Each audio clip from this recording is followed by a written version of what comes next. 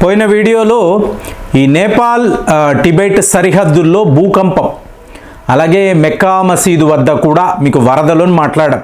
కానీ చూడండి, ఇదంతా జరుగుతున్న టైంలో ఇంకొక ప్రాంతంలో సరిగ్గా ఇలాంటి ఒక మహావిధ్వంసము అని చెప్పి మాట్లాడాలి. ఎందుకు అంటే చైనా పాకిస్తాన్ని ఏ లెవెల్లో దెబ్బ కొట్టాలో అలాంటి ఒక ప్లాన్ అనేది గిల్గిట్ బల్టిస్తాన్ ప్రజలు చేశారు. ఇది మహావిధ్వంసము అని ఎందుకు మాట్లాడుతున్నాను అంటే, మీరు గమనించారనుకోండి, చైనా అని చెప్పి మనం అనకూడదు, ఎందుకంటే అది టిబెట్ దేశం. అక్కడ కాష్గర్ అనబడే ఒక ప్రాంతం. ఈ కాష్గర్ నుంచి మీకు పాకిస్తాన్ ఆక్రమిత కాశ్మీర్, సో ఇందులోకి మీకు ట్రక్కులు వస్తాయి. అంటే చైనా వాడు పాకిస్తాన్లో చేయాల్సిన వ్యాపారము ఈ హైవే మీదే, దీన్నే కారాకోరం హైవే అని చెప్పి చెప్తారు. కాష్గీర్ నుంచి గ్వాదార్ పోర్టు దాకా ఒక అద్భుతమైన రోడ్డు చైనా వాడు పాకిస్తాన్ వాడు ఇద్దరు కలిసి వేశారు. సో ఇప్పుడు ఇది టోటల్గా ఆగిపోయిందండి. అంటే పాకిస్తాన్ యొక్క దుకాణము బంద్ అని చెప్పి చెప్పాలి. ఇందులో చైనా వాడికి కూడా చాలా పెద్ద నష్టం. ఎందుకు, మీరు ఇక్కడ అంటే ఈ కాష్గీర్ నుంచి మీరు బయలుదేరారు, పాకిస్తాన్ ఆక్రమిత కాశ్మీర్లోకి రావాలి అంటే ఫస్ట్ మీరు ఎక్కడికి వస్తారంటే హున్సా నగర్ అని చెప్పి చెప్తారు. ఈ హున్సా ప్రజల మీద నేను ఒక 2-3 వీడియోల్లో మాట్లాడాను.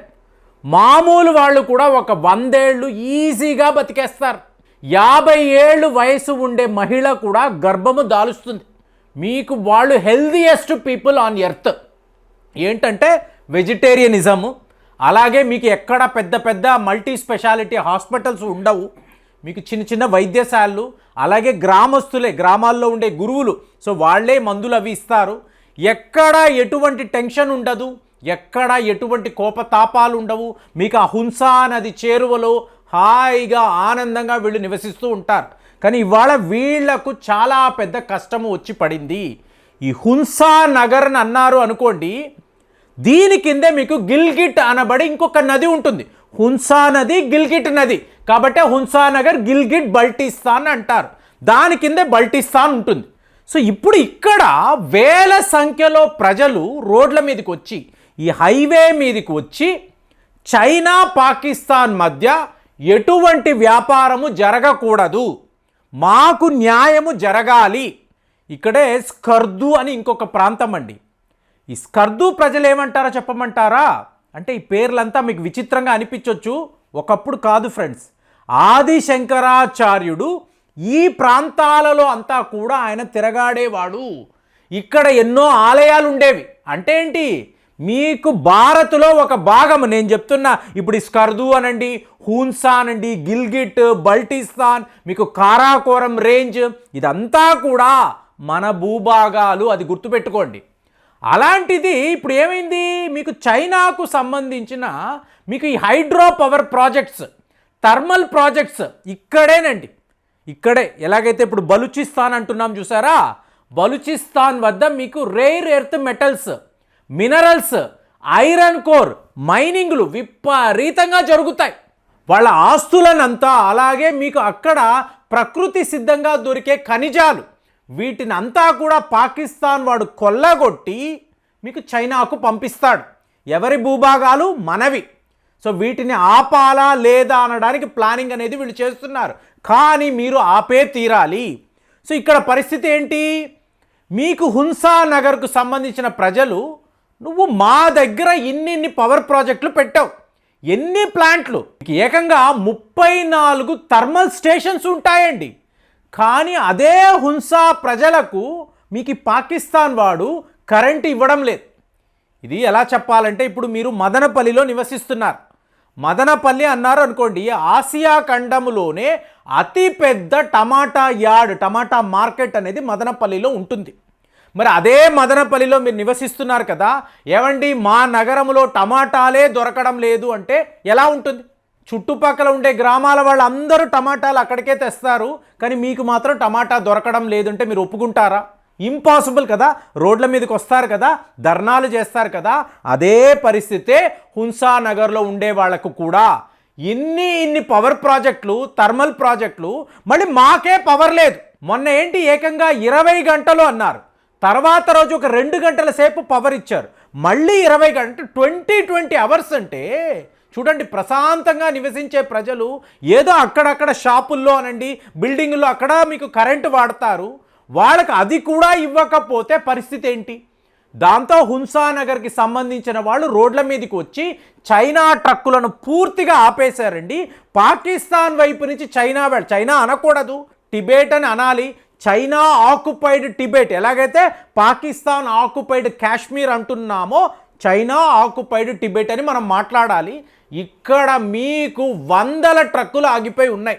సో పాకిస్తాన్కి వెళ్లాల్సిన సరుకులంతా కూడా ఆగిపోవడంతో ప్రజలు లిటరల్గా చెప్తున్నారు, మేము ఈ హైవేని ఇప్పుడప్పుడే ఖాళీ చెయ్యము, మీరు ఏం చేసుకుంటారో చేసుకోండి.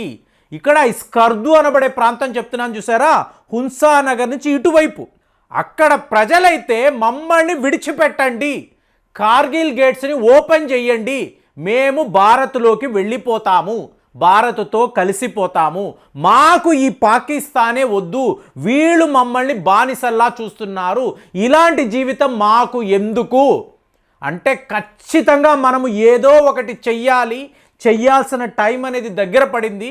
క్లియర్గా నాకైతే అనిపిస్తుంది. మరి మీరేం ఆలోచిస్తున్నారో? మరి ఇవాళ మీకు ఈ హున్సానగర్ అనండి, గిల్గిట్ వద్ద ఉండే ప్రజలు పవర్ ఇవ్వడం లేదండి, మళ్ళీ హై టారిఫ్స్.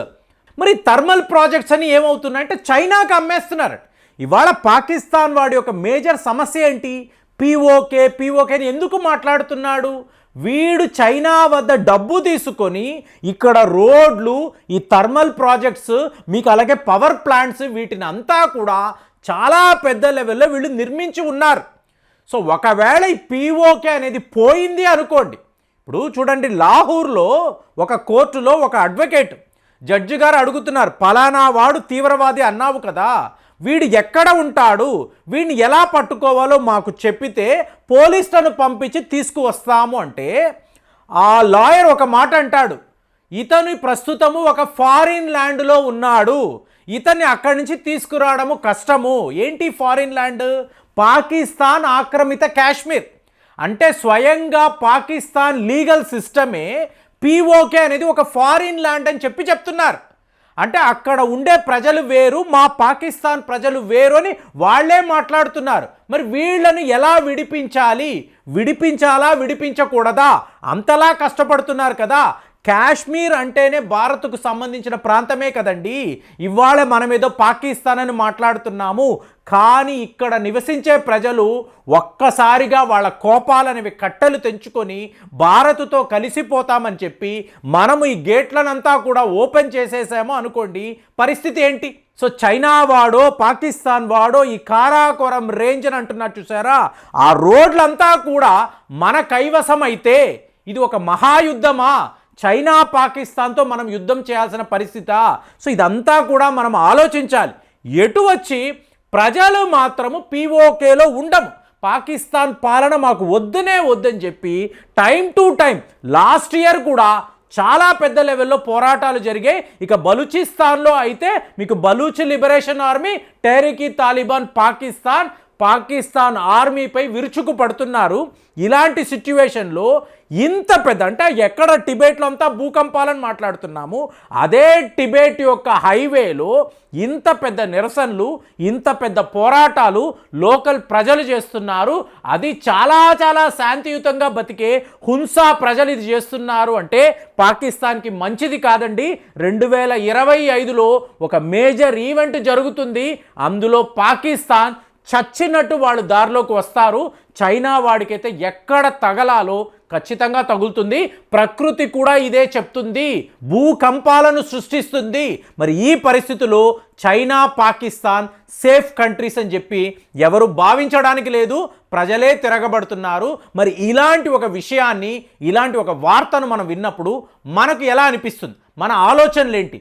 మనము అంటే భారతదేశము తీసుకోవాల్సిన కీలకమైన నిర్ణయాలేంటి? ఒక్కసారి ఆలోచించి మీరు కూడా కామెంట్స్లో రాయండి. మళ్ళీ వచ్చే వీడియోలో కలుద్దాం. జై హింద్.